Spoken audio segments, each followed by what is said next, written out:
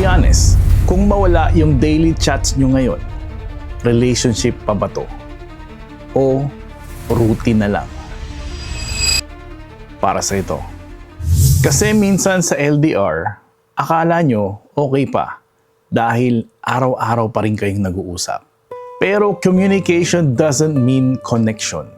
Pwede kayong mag-usap buong araw, pero wala ng depth. Puro updates, puro kumain ka na ba, anong ginagawa mo, pero wala ng okay ka pa ba, masaya ka pa ba sa atin. And here's the dangerous part. Habang tumatagal, nagiging comfortable kayo sa bare minimum. Isang reply, okay na.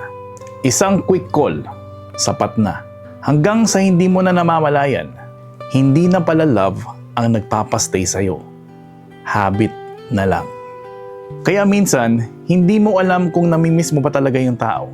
O namimiss mo lang yung feeling na meron kang someone. At ang totoo, hindi lahat ng LDR kailangan tapusin. Pero hindi rin lahat ng relasyon dapat pilitin. Kaya ang real love, kahit malayo, mararamdaman mo pa rin yung effort. Distance test love. Pero ang consistency, doon mo malalaman kung seryoso talaga yung tao sa'yo.